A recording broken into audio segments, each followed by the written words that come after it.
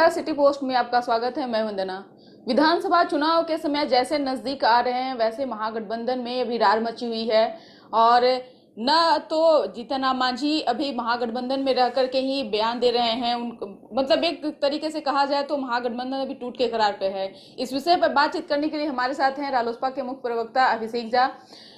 क्या लगता है सर कि महागठबंधन बिखर जाएगी या फिर महागठबंधन को समेट पाएंगे आप लोग? देखिए, महागठबंधन एक ऐसा गठबंधन है जहां पर पहले से ही लोकतंत्र बहाल है। यहां अगर किसी को कोई दिक्कत भी होती है तो उनके पास इतनी स्वतंत्रता है कि वो अपनी बात रख सकते हैं। तो मांझी जी ने भी अपनी बात को रखा है, तो इसके लिए कोई बहुत चिंता करने की जरूरत नहीं है। मांझी जी ने अपनी बात को रखा है, पहले भी रखते आए हैं। हम ऐसा मानते हैं कि महागठबंधन में जो चीजें, जो भी दिक्कतें हैं, समय रहते उनको दूर कर लिया जाएगा। क्या लगता है कि जिस तरह से अभी वो बयान दे रहे हैं, 25 तारीख को अल्टीमेटम देने वाले हैं, लास्ट वो कुछ अहम फैसला लेने वाले हैं और आरजेडी को लगातार वो कह रहे हैं कि कोऑर्डिनेशन कमेटी बैठनी चाहिए, लेकिन फिर भी तेजस्वी यादव जो है इन सब बातों को इग्नोर कर रहे थे। इससे लोग क्या समझेगा? देखिए, हमें किसी गंतव्य को पाना है, कहीं सफलता प्राप्त करनी है, तो इसके लिए बेहद जरूरी है कि हमारे पास एक प्रॉपर स्ट्रैटेजी होनी चाहिए, प्लान होना चाहिए। और अगर 5 लोगों को मिलकर कहीं चलना है तो उसके लिए जरूरी है कोऑर्डिनेशन कमेटी, जहां पर सारी बातें तय हो सके। हमें सीख लेने की जरूरत है जो बीते लोकसभा के जो परिणाम है उनसे, कि जब कोऑर्डिनेशन का अभाव था तो उसकी वजह से परिणाम हमारे हिसाब से नहीं आ पाए। तो बेहद जरूरी है कि कोऑर्डिनेशन कमेटी बन जानी चाहिए। और दूसरी बात यह है कि मांझी जी ने अल्टीमेटम दिया है, लेकिन पहले भी आपने देखा है कि हमारे नेता आदरणीय उपेंद्र कुशवाहा जी ने भी हस्तक्षेप जब भी किया है तो मांझी जी मान गए हैं, वापस ट्रैक पर आ गए हैं। तो हम ऐसा मानते हैं कि समय रहते पूरा कर लिया जाएगा इन सारी चीजों को। और महागठबंधन के सभी घटक दलों को ये समझना बेहद जरूरी है कि आपसी जो हमारे जो भी दिक्कतें हैं उनको दूर कर लेना चाहिए, क्योंकि इस बार के चुनाव में जो हम जाने वाले हैं वो जनता के मुद्दों को लेकर जाने वाले हैं। पढ़ाई, कमाई, दवाई, सिंचाई, कार्रवाई, सुनवाई के मुद्दों को लेकर हम चुनाव में जाना चाहते हैं, न कि हमारा कोई व्यक्तिगत और निजी कोई हित है उसको लेकर जाना चाहते हैं। तेजस्वी यादव क्यों नहीं उनकी बातों को समझ रहे हैं, क्यों नहीं सामने आ रहे हैं? देखिए, अब तेजस्वी यादव जी क्यों नहीं आ रहे हैं, क्या बात कर रहे हैं, इसका तो बेहतर जवाब आरजेडी के लोग और खुद तेजस्वी यादव जी दे पाएंगे। हम तो बस ऐसी उम्मीद कर रहे हैं कि चूंकि अगर महागठबंधन के लोग सचमुच जनता के हितों के बारे में सोचते हैं और जनता के मुद्दों को लेकर चुनाव में जाना चाहते हैं तो समय रहते सब कुछ। लेकिन आरजेडी के प्रवक्ता हैं भाई वीरेंद्र जी, उनका कहना है कि अगर लोग पार्टी में रह करके ब्लैकमेलिंग अगर करते हैं तो उनके लिए रास्ता साफ है, वो अपना रास्ता देख सकते हैं। तो इससे आप लोग क्या समझे इस?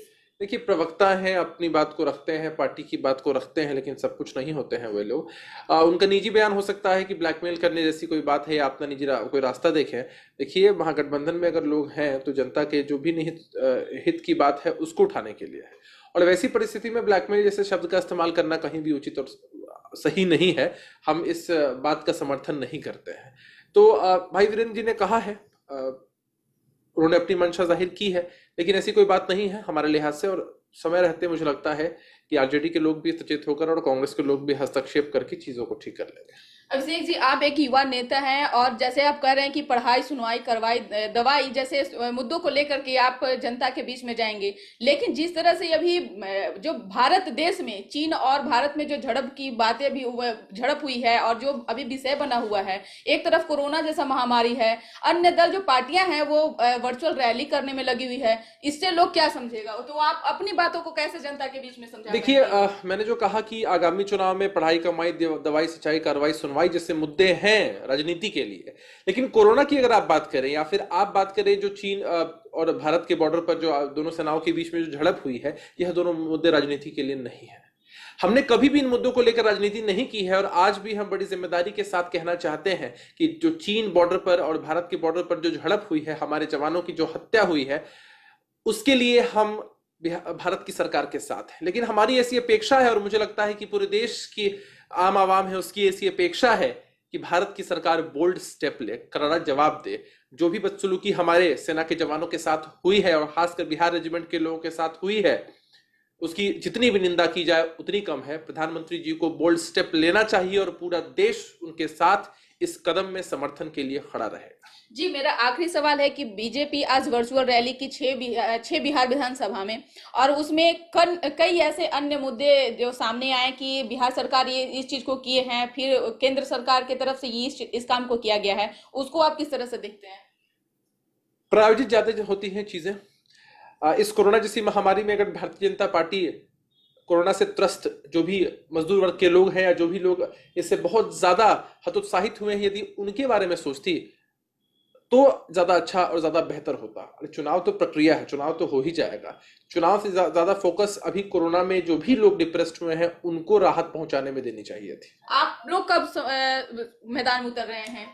देखिए, परीक्षा की तैयारी नहीं की जाती, परीक्षा के लिए तैयार रहा जाता है। क्योंकि हम लोग जनता के बीच रहने वाले लोग हैं, इसलिए हम लोग चुनाव के लिए सदैव तैयार रहते हैं। पार्टी के जो भी कार्यक्रम है वो चल रहे हैं, तो हमें लगता है कि चुनाव अगर समय पर होते हैं तो पार्टी का परफॉर्मेंस उसमें बहुत अच्छा और बेहतर होगा। मुद्दे क्या क्या रहेंगे सर? वही मुद्दे, जनहित के जुड़े मुद्दे, पढ़ाई है, कमाई है, दवाई है, सिंचाई है, कार्रवाई है और सुनवाई है। यही हमारे मेजर मुद्दे हैं चुनाव में। जी बहुत बहुत शुक्रिया सर। तो ये थे रालोसपा के मुख्य प्रवक्ता अभिषेक झा, और ये एक युवा नेता हैं और बहुत ही सुलझे इंसान हैं, और इनसे मेरी विधानसभा चुनाव को लेकर के चर्चाएं हुई, काफी सवाल का जवाब इन्होंने दिया है। तो आप इस खबर को खूब शेयर कीजिए, हमारे चैनल को सब्सक्राइब कीजिए, बेल आइकन जरूर दबा दीजिए। आपका सहयोग समर्थन लगातार सिटी पोस्ट को मिल रहा है, आगे बनाए रखिए। साथ ही सिटी पोस्ट का फेसबुक और ट्विटर दोनों को फॉलो कीजिएगा, लाइक कीजिएगा। धन्यवाद।